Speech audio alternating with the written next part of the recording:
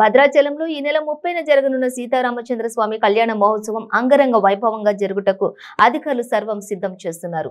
అదేవిధంగా భక్తులకు ఎటువంటి ఇబ్బందులు కలగకుండా ఏర్పాట్లు చేయాలని భావించి ఇంకా రానున్న రోజుల్లో ఎండలు ఎక్కువగా ఉండే అవకాశం ఉన్నందున ఈసారి పెద్ద ఎత్తున భక్తులు వచ్చే అవకాశం ఉన్నందున అన్ని ఏర్పాట్లు చేస్తున్నారు. అంతేకాకుండా సీతారాముల కళ్యాణానికి వాడే పట్టు వస్త్రాలు పవిత్రంగా ఆలయం వద్దనే తయారు చేయాలని దేవస్థానం అధికారులు భావించారు.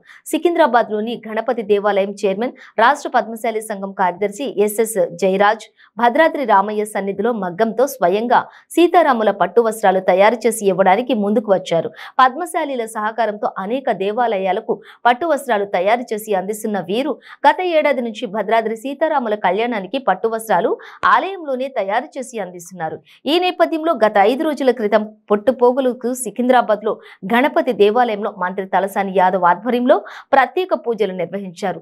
రామయ్య సన్నిధిలో పట్టుపోగులకు పూజలు చేసిన అనంతరం మగ్గానికి పూజలు నిర్వహించి సీతారాములకు అందించే పట్టు వస్త్రాలు తయారీని ప్రారంభించారు. 4600 పోగులతో 5 రంగులలో ఆకర్షణీయమైన పట్టు చీరను సీతమ్మ వారికి తయారు చేస్తున్నారు. మొత్తం 8 మంది చేనేత నిపుణులు వస్త్రాలను తయారు చేసి ఈ నెల 25 లోపు స్వామివారి సన్నిధికి అందించనున్నారు.